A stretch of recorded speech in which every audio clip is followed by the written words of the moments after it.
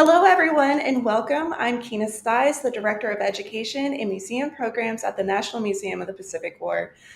We are so happy that you're joining us for this special event. Tonight, we are connecting with a team aboard the exploration vessel Nautilus. They are currently conducting deep sea archaeological surveys in Iron Bottom Sound off Guadalcanal. This is the site of five major naval battles in World War II. This international expedition, led by famed explorer Dr. Robert Ballard, is using cutting edge technology to locate and document World War II shipwrecks. This is going to bring to light so many stories that have been hidden beneath the waves for over 80 years. We're incredibly proud to be part of this moment where history, science, and remembrance are coming together in real time. So now I am thrilled to introduce Nicole Bagley, the Director of Collections and Exhibits. She is aboard the Nautilus right now with Dr. Robert Ballard, so let's head to the ship. Thank you, Kina. That was such a great introduction. Again, I am Nicole Bagley, the Director of Collections and Exhibits at National Museum of the Pacific War, and I'm here with a man who doesn't really need much of an introduction, Dr. Robert Ballard, and we're just going to have a nice conversation about all of the incredible work you're doing here. I think before we start with that, our audience would really love to know your background, your background with the Army, with the Navy, the importance of loving your country and what this all means to you. Well, I was born in Wichita, Kansas, where all oceanographers come from. Of course. I was born 6 months after Pearl Harbor. So I'm 83 years old last week. Happy birthday. And yes, and I'm the first of 13 generations of my family to go to college. And so I was raised on by good old Kansans. But shortly after I was born, the war broke out with the attack on Pearl Harbor. And my father was building B-17 bombers at the time.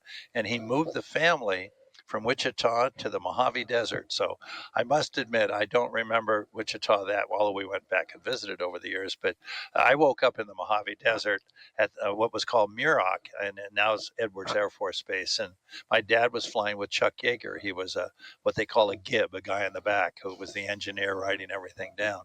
And then after the war ended, we moved to San Diego, and we rented an apartment. My brother and I and my mom and dad, and the Pacific Ocean was right out the door. And I'm dyslexic and ADHD. I'm just full of energy. And so my mom would always say, just be home before it's dark. And I'd get on my bicycle and I'd head straight to the ocean and tidal pools. I graduated from tidal pools to snorkeling to scuba diving. And then when because I'm dyslexic, I never actually read the book 20,000 Leagues Under the Sea. I went and saw the movie when I was 12 years old, and I fixated on the Nautilus and Captain Nemo. And I told my parents, parents always ask you, what do you want to be when you grow up? And I said, I want to be Captain Nemo.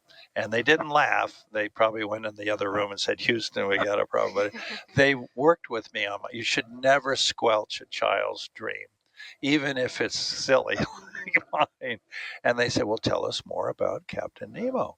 And I said he had a submarine called the Nautilus. And they said, well, let's go down and look at one. This was a World War II. So I went down and looked at a diesel submarine in San Diego. And I decided I wanted to spend my life in submarines. And then, but they said it had more than just it had a window.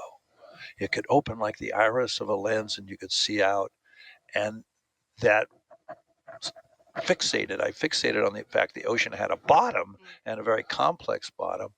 And so right up the street from where I was living was Scripps, Institute of Oceanography, and I got a scholarship when I was a 17-year-old, went out on my first cruise, and I decided I wanted to be both a naval officer and an oceanographer. But when I went to college, I went to UC Santa Barbara in 1960. And then it was mandatory ROTC for all men if you're a freshman, sophomore year. They only offered the Army. I mean, a beautiful campus right in the. So I went into the Army. Went combat training for Vietnam. But then I went off to grad school and I went to University of Southern California. And there was a knock on the door, and I opened the door was a naval officer standing there and handing me my orders. And, I was a Cub Scout, a Boy Scout, Explorer Scout. on my honor, I'll do my best to do my duty to God and my country, and friendly, courteous, kind, obedient. I was just raised by World War II veterans, and so I felt, an obligation to my country to serve my country. So I took my orders, went in, and guess what? They assigned me 2 jobs. One was to the Alvin program, the submarine program at Woods Hole. And the other one was a special submarine the Navy had called the NR-1. And guess what? It has windows. It was the modern version of the Nautilus. And I spent 30 years in and out of that. And here I am, and the rest is history. That's so serendipitous, Yeah, isn't it? it's so funny because you plan your life, and then a random act changes it completely. Well, thank you for your service. And Well, we appreciate it as a well, museum. I mean, it's what we talk about, the relevance of all of that. yeah. And so, I mean, now we're here. I think the audience can see behind us this situation. And guess what the name of the ship is? The Nautilus. Nautilus. So I live my dream. You lived your dream. You can live the American dream, but you need to study hard and follow your passion. Well, and on top of that, you're living your dream, and you're also helping so many people live theirs. I mean, talk about some of those projects, bringing students on. I mean, the Nautilus is full of so many people with a wide variety of backgrounds and interests and so much passion. I mean, we need every American we can lay our hands on. So talk about those projects. Well, if you look at, if a lot of people remember the Lewis and Clark expedition, when Thomas Jefferson cut a deal with Napoleon and acquired the Louisiana Purchase with double the size of the United States. And most people know that, most historians will tell you that the acquisition of the Louisiana Purchase, where Kansas was, changed the economic engine of our country. Flash forward when President Reagan picks up a pen, and for the price of a pen, redoubles the size of the United States. In fact, it was called exclusive economic zone. 52% of America lies beneath the sea, and we have better maps of Mars than half of our own country. And so they put out a competition to ask institutions all across the United States to literally conduct the second Lewis and Clark expedition. The EEZ, that part of America that's beneath the sea, is 5.5 Louisiana Purchases. Think about it. And so we've been commissioned to do that second Lewis and Clark expedition. And he called his team the Corps of Discovery, and we call our team the Corps of Exploration. But we make sure that every kind of American is on our team. We need every American we can lay our hands on, because we're only 4.2% of the global population. 4.2%. China's population is vastly larger than ours, and they're a pretty stiff competition. So we need to get everybody. So I want, when you watch nautiluslive.org and see our team in action, I want to see a person that represents you. And we have all the faces of America coming and going on this expeditions through the course of a year. I think sometimes we get up to over 200 faces that come and go from on the Nautilus, and we want you to know that you can play too. It's so beautiful, and truly the passion of each person here has been so exciting to witness. And thank you again for having me on board. This has been such a great time. It's my honor to have you and everyone that's aboard. I feel like the least qualified person in the room. Well, that's definitely not true. But let's talk about Iron Bottom Sound. Your first trip here, 1992, 1993, and all of the incredible work. And now what are we doing? Well, I this was when I brought my wife with me, Barbara, who was earlier on the expedition. And Barbara is my other half. I'm all over the place. When I was in the Navy wearing my dress white Navy summer uniform, they called me the White Tornado. Like I say, my mom always said, just be home before it's dark, and I would go off on my bicycle. But my wife and I, one of our first expeditions we did together as a team was to come to Iron Bottom Sound.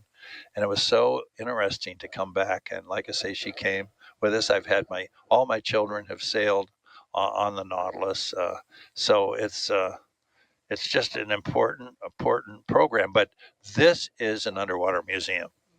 In fact, the deep sea is the largest museum in the world. There's more history in the deep sea than all the museums of the world combined.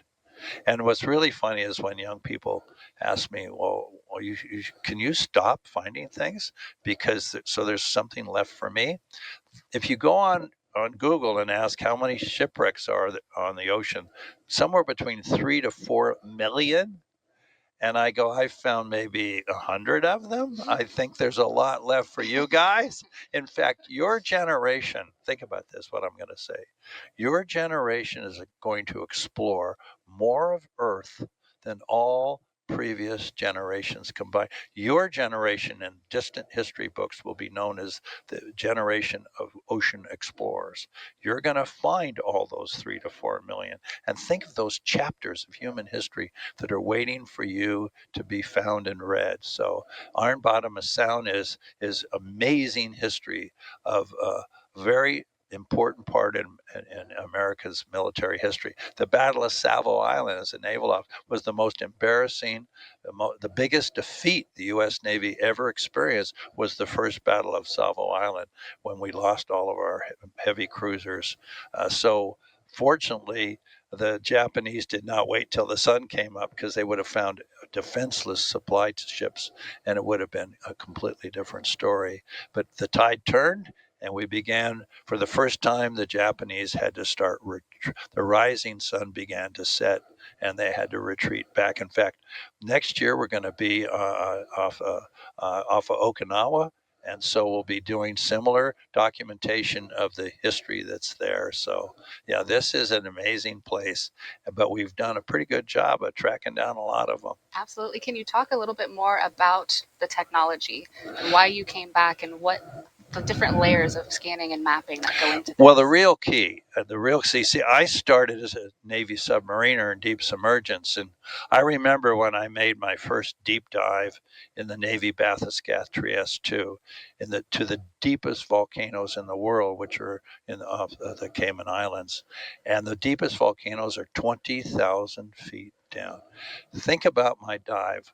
I got in the bathyscaphe. It took me 6 hours to sink 20,000 feet and took me 6 hours to come back. Well, if I'm going to do it the next, how long did I stay on the bottom? Minutes, maybe a couple hours. What's so cool about this is we're no longer transporting your body, we're transporting your spirit. And we're going to take you down in our vehicles and we turn them on and you think you're there. But the beauty is when we got going earlier in the campaign, we would leave it down for days and days and days. That's the key. It's all about bottom time, but we're also developing what we call force multipliers in the military. We have autonomous vehicles, we have autonomous surface ships, we have all these, we have drones, we have AUVs, and it's like putting down a pack of dogs. We can literally put down multiple hunting devices, clusterings of drones. It's like coon hunting, when you wait to hear the bark change. So this is the technology of the future. Is I actually have a control room like this in my home. Oh, wow. I come out for nostalgic purposes, but I remember when I first started using it, I was on an expedition, but I was in my house and they had a problem with the winch or something. And they said, well, this is going to take several hours. So I got up and took my wife to dinner. I mean, that's the beauty of it. You're going to actually have in your home in the future. I already have it, so it's not that far out. You're going to have a room where you go into and it turns on, and you're in the Serengeti in the back of a Jeep with people in the Jeep are there, and you're in the back, and you get a phone bill. And you have no carbon footprint. So I envy the next generation. If I could get another 20 years, I'd live 1 year every 10 years to see the future, because the future is going to be an amazing ability to move your spirit. And just to remember, I'm the first of my family to go to college, so I'm all for the commoner. I don't want just to have the rich people that can go anywhere they want. I want you have 52 vacations is called weekends, and literally spending it wherever you want to spend it, and that's going to happen in their lifetime. Talking about spirit and the different trips that you have gone on, different expeditions, when you're looking for things that are geological or biological in nature versus something like this, which is cultural heritage in nature. Does the spirit of the expedition feel different to Yes, you? yes. It's fun, it's really cool. I've made some major scientific discoveries of hydrothermal vents and black smokers and rewrote biology books. But when you come to a site where people perished, it's like going to Gettysburg. My family, tragically, was on both sides of Pickett's charge. The Ballards from Massachusetts and the Ballards of Virginia met at Gettysburg, and every casualty was an American. And so when I come to a place like this, or when I discover something like the Titanic, I did not take a single item from that ship. I could have, but I was at a graveyard, and you don't go to Gettysburg and with a shovel, and you don't pick up belt buckles on the Arizona. These are sites that should be not only respected, but also it'd be very easy to wire these up with a cable. Shore is feet away. So my view of the future is that we'll be installing cables and vehicle systems that you can rent a robot from Hertz. Or maybe I should. You want to start a company? We'll rent robots. Okay. We'll talk offline. We'll get it going. Another aspect of that, working with all of these local community partners, you have to work a lot in this area with the Solomon Islands and the government there. Yeah. Have you found it to be difficult to do that, or do you find that most people are really interested in the work that you're doing, knowing that you're respectful? And absolutely, absolutely. In fact, I remember when we were working off Puerto Rico, and we were in the deep trench there. And there was a woman meteorologist on the island that would every morning give a report of the weather. But when we were there, she'd come on in the morning. The weather's great. Let's go to the Nautilus. And people are interested in faraway places, but they're also interested in their backyard. I'd say more interested in what they look out and imagine what they can see. So our ability to show them, we're in the country of the Solomon Islands. This is their property, but they've never been able to see it.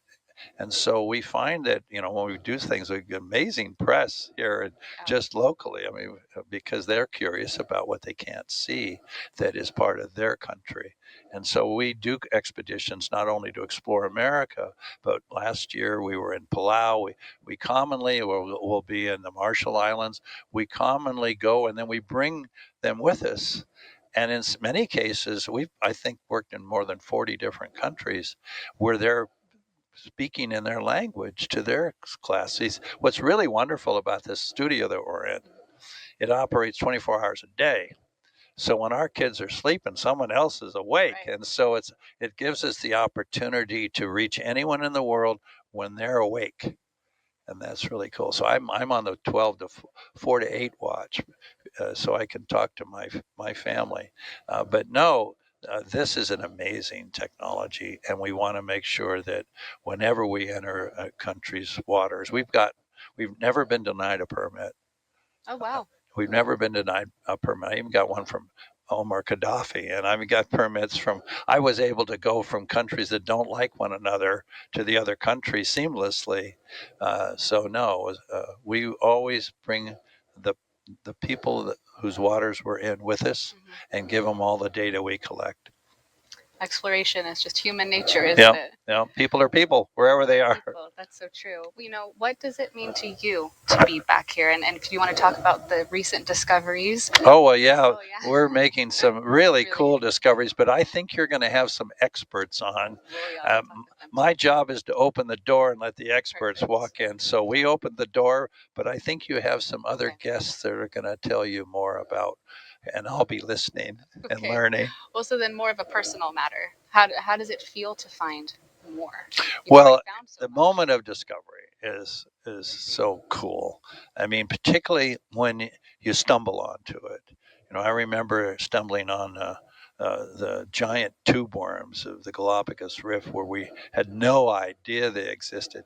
And what's really cool about my life is that I've spent most of it going where I'm the first human, or our team are the first humans to go. You can't miss making discoveries when you're the first kid to walk down that block. And so, yeah, I'm spoiled. I like to boldly go where no one has gone before on planet Earth. You mentioned Okinawa, and I also want to talk a bit about exhibits. Yeah. Since we hold a lot of exhibits at our museum. This is a newer venture for you. Well, we've got a new traveling exhibit coming out that's going to be premiering in Peoria, Illinois, at the Riverfront Museum in Peoria, Illinois. And it's going to finally tell the truth about my discovery of the Titanic. Like I say, having been a Boy Scout and a Cub Scout, an Explorer Scout, Army officer, Naval officer, I was always taught to tell the truth. And I had to fib a little about the Titanic because it was a cover for a top secret military operation I was doing. So tune in to, and hopefully we can bring it to your museum. Right. Yeah. And then Lost at Sea as well. And then Lost at Sea follows that. Like I say, we did Midway, Yorktown last year. We're now here in Iron Bottom Sound. We'll be going to Guadalcanal. There's so much history. So we're doing our second exhibit, which is in production right now, is called Lost at Sea, and we'll draw heavily from this expedition. Yeah. Since you are shifting and doing more of these cultural heritage sites, do you see yourself continuing to do that after Okinawa as well? Well, what's so amazing about where we are, see, we have a piece of America called American Samoa, and then we have a piece of America called Guam. And to get from A to B, we go through the most interesting part of Earth in many disciplines. This is also where all the war with the Pacific was fought, along that area, but it's also known as the Ring of Fire. This is where the plates are subducting. You have active volcanoes. You have amazing hydrothermal vents. You have all sorts of interesting biology. It's called the Coral Triangle. So you have all of these different activities going on. We have this other ship totally focused on coral reefs. So no, you threw me in the candy box that I want to live in. So we're going to be running this circuit because, when I was a kid growing up in California, I was a surfer. I was a body surfer, but there was a movie made when I was a kid called Bruce Brown's Endless Summer. And it was about a group of surfers, where I grew up in Newport, California, and they followed the summer around the world. The Nautilus is following the endless summer from Capricorn to Cancer. So when it's summer up in the northern hemisphere, we're here, but when it's winter, we go down to the other summer. So we're constantly following the endless summer from Capricorn to Cancer. So stay with us. We're going to be doing it for years and years and years to come. That's amazing. Would you mind letting our audience know a bit more about what these screens are, what you're looking at, what the team here in the control van looks at? Correct. Well, this is where the game is played. And in fact, as I said, we also have another platform that has an autonomous surface vessel called Drix, and they're out hunting. So the strategy here was, we already knew where there were 14 warships we found. We found the major ones in 91 and 92. In fact, if you go to our website, nautiluslive.org, go up into galleries, and there's a whole bunch of wonderful summaries of all the ships we've done that are in the can right now. So you want to go and look at that. But while we're imaging the ones we know, we have Drix finding the ones we don't know. And we made several discoveries. And again, go to your experts that are coming online very soon to talk about the ones we've discovered. So we've discovered a large group of them. In fact, almost all of them, all the major ships. I think there's only a few. And when I'm done with this broadcast, I'm running down to the lab that's connected to the other to see if they found the missing ones. So we hope to get them all. And then be able to image them. Those we don't image, since this is on our beat, we'll be coming back to finish off the ones we didn't get. So yeah, it is quite an operation. It is quite a machine, a 24-hour 24/7, just like the military, 4 on, 8 off watches. And so right now we're mapping. So we have Drix out hunting and mapping. Then we have the Nautilus making an entire map of Iron Bottom Sound. So that's what we're doing at this present moment. But if you go online, we commonly will show you, I think the ones were, let's see, are we showing? We show all the ships we do one after the other. And like I say, you can go online, but once we finish our using the studios, they'll start showing you all of those live on that screen. So many candy bars to eat. Many candy bars. Well, absolutely. I think, my last question for you is, what do you wish more people knew about this work, about maritime archaeology? Well, that the vast amount of history. I mean, the deep sea, one of my favorite spots is the Black Sea because it's anoxic and the ships are perfect condition. And we have to respect also human remains. Mhm. So one must be careful of that. But in the Black Sea, if you type deep water wrecks of the Black Sea, you won't believe it because it looks like someone just parked it there yesterday. Right. We were recovering artifacts that looked like they were made 3 days ago because there's no anoxia. So, and I want to get back there too. So I have a lot of things on my hit list. But anyway, no, I think you want to be able to realize that the deep sea is this amazing museum. And your generation, the young generation, particularly my favorite class is middle school because I never left middle school. I'm still in middle school. Don't grow up. There's no reason to grow up. It's a trap. It's a trap. So that generation is going to find phenomenal unknown chapters of human history Incredible. in the deep sea. Incredible. Well, thank you so much. My pleasure. Really my pleasure. Let's go underwater. Let's do some. What are we doing underwater? Look at this. All right.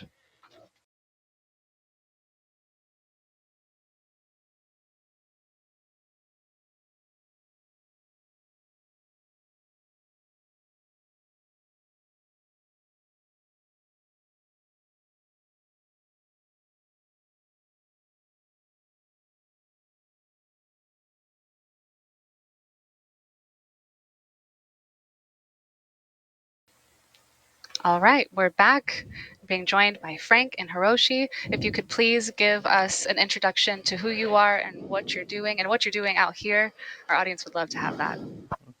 I'm Frank Thompson. I'm the Director of Collection Management at the Naval History and Heritage Command in Washington, D.C. I'm here to support the dive on the historic wrecks in Iron Bottom Sound. We are currently commemorating the 250th anniversary of the United States Navy, and Guadalcanal is one of those epic campaigns in that history.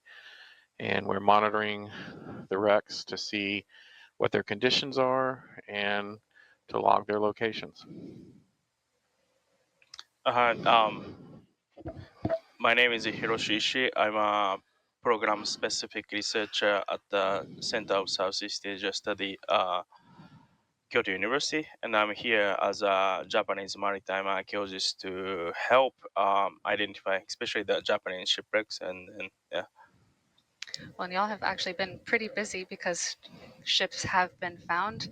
Do you want to talk a little bit more about the exciting news of finding the bow of the USS New Orleans and of the Terazuki, and what that means for the Navy and what that means for Japan as a whole, really? Sure. The bow of the New Orleans was quite an unexpected find.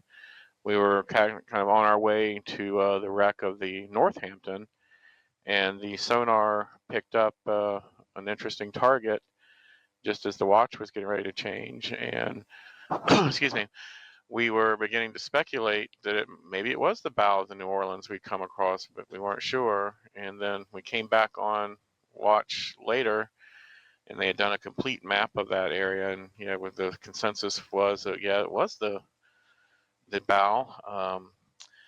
Then Megan Cook, the public or director of education for OET, and I spent a couple hours going through the footage and looking at pictures of the ship in pre-war times, trying to identify some telltale clues that would kind of help us kind of put an X marks the spot. And we found that particular class of ship had a distinct collar around its anchor and a distinct indentation in the extreme part of the bow, and also discovered part of the hull number that kind of we were sure we had found it, but there was one other little piece we weren't sure about because another ship of the class had also lost its bow in that battle.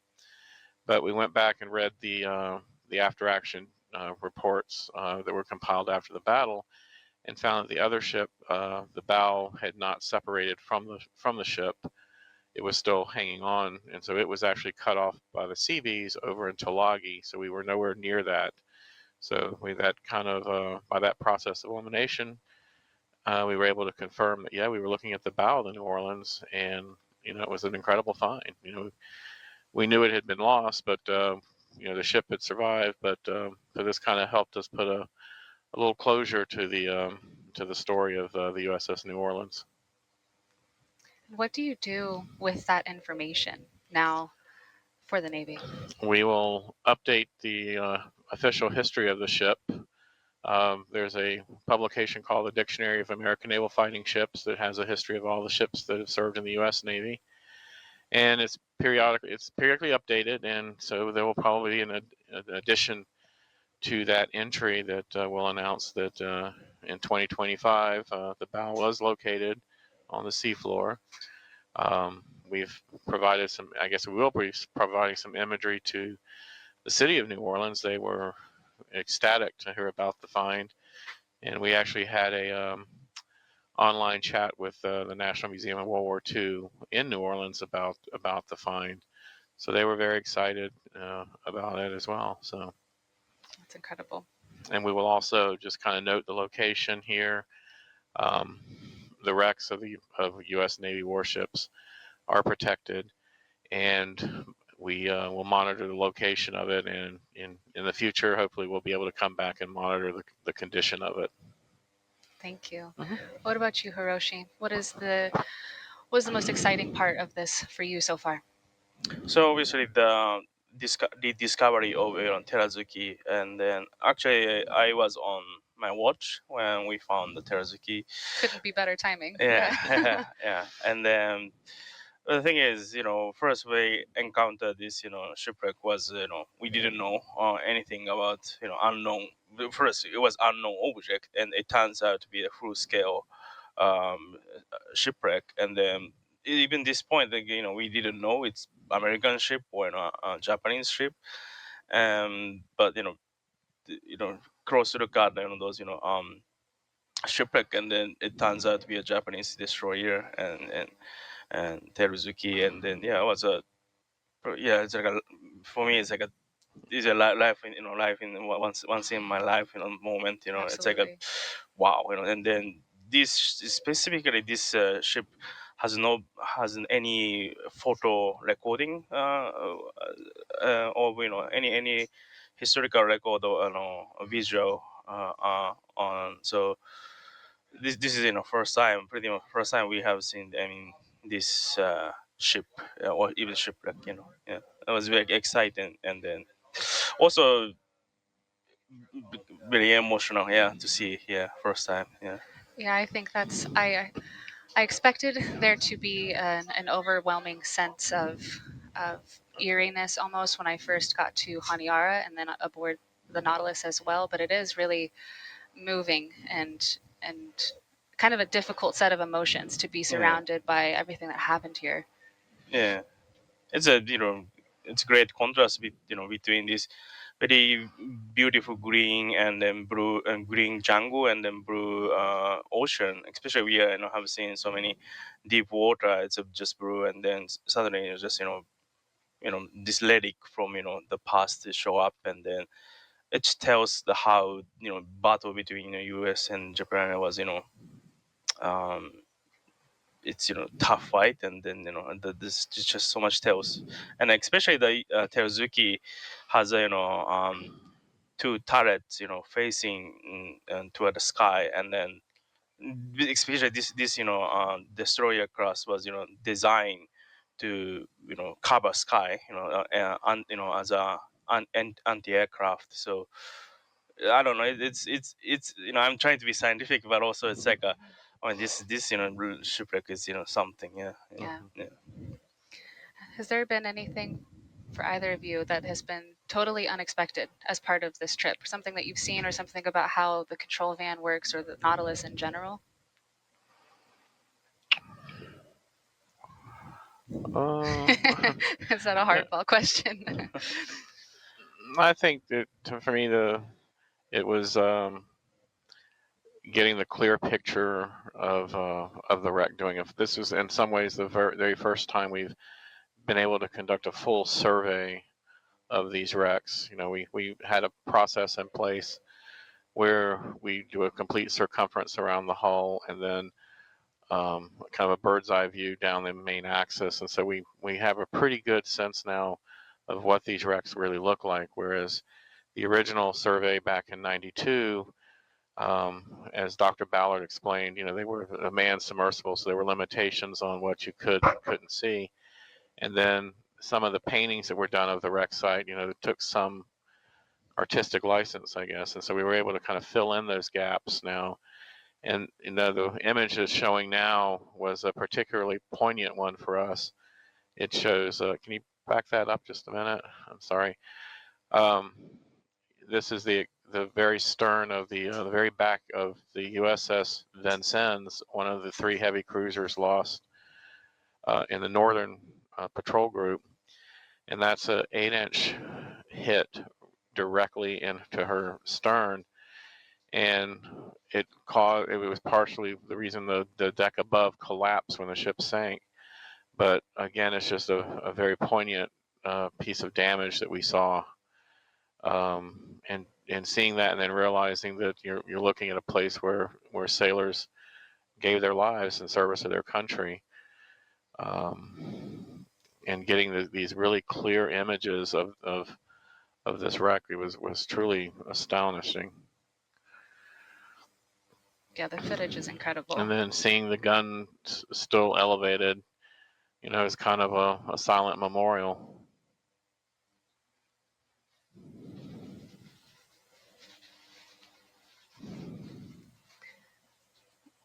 We're 80 years out from the end of World War II. Looking through all of these images and being here, is there anything, when we're talking to an audience or to any generation, is there anything about the relevance of World War II today that you wish more people thought about? I hope we've all learned from the mistakes that were made that caused that conflict. It's been kind of an honor to work with in a multinational team, Japanese, American, and Australian, on this project. Although the Australians were remote, they've been actively participating. And it's good to know that we're all looking at this in a peaceful manner now, and not as adversaries. Absolutely. Hiroshi, anything for you? Yeah, I have the same feeling that this is multinational team, and then it's because we have such a good relationship, and then peaceful time, and then but also when we look at those shipwrecks, it's the moment we fought, it's there, and I'm just so grateful that we have a good relationship between US, Japan, Australia. And then I try not to take it for granted, and it's because it's such a sacrifice, and then for fights, and that's why we built now on those battles. So it's like I try to tell us those stories, and then try not to forget those our history, our shared history. Yeah. Absolutely. Well, on a lighter question, I think a lot of our audience would love to know how you got into the roles that you were in. So how did you become a maritime archaeologist? So yeah, actually I study anthropology in the U.S., more specifically Wisconsin, Milwaukee, and when I went back to Japan, I realized that Japan is pretty much surrounded by water and the ocean, and Japan has so much potential for maritime archaeology, and then I decided to study maritime, more specialize for myself to maritime archaeology, and then I went to Australia to get the master degree, and then when I went to Australia, pretty much, Australia tells me, oh, in Australia we have so much, Japanese World War II war related, shipwrecks and aircraft, and I said, okay, maybe we need some Japanese specialized for this, subject, and then this is how I became maritime archaeologist. Yeah. Incredible. What about you, Frank? I got my start as a young kid in Hawaii at the Arizona Memorial, and bought a book that I read many times, and kind of started reading others books from that, and one of them was some incredible discoveries by a gentleman named Robert Ballard. Titanic, Bismarck, and those were kind of inspirational as well. In college, I had the opportunity to study under a naval historian, and through that contact, I was able to get a job at a museum, one of the former Navy ships preserved in the U.S. as a museum piece. And then from there, moved to what was then called Naval Historical Center in 1992, where I had a very low-level, entry-level position, and have been there for the past 32 plus years now. That's amazing. Well, thank you so much for joining me. And I do want to give a shout out to the Director of Education at OET and the Communications Extraordinaire, Megan, who's a little off camera, but she's been making this magic happen. Yeah, So, Megan, can you pop you yourself peek in here? Let people see you, because you really are a wonder. I just don't know how this would Hi, run without everyone. you. We call her Megan of the Seas. She's A everywhere. well-deserved title. I'm a little bit everywhere, and it's such a pleasure to get to tell these stories and bring you all along on the expedition. So I hope after you watch this, you'll come over to nautiluslive.org or social media and see more of the stories. One of the things that's been most impactful, I think, is been hearing from the family members and friends and communities of folks that, whether they knew service members in Japan, that served on the ships that we found, that worked on the home front, have been sharing stories with us on social media and the live streams. And so just a little plug for the blog that's over there if you'd like to read along some of those comments and stories that we've gotten to. But thanks for this opportunity to share. All right. Thank you again for joining us, joining me here on board the Nautilus and all of these incredible experts. I will be doing my best to update on our Instagram and Facebook, and I'll put a question box in there as I can. Wi-Fi, I can say, is a little spotty out here in the Solomon Islands, but we're doing our best. So if you have any questions or anything you want to know about specifically, let me know, and I'll do my best to get it out there. Thank you.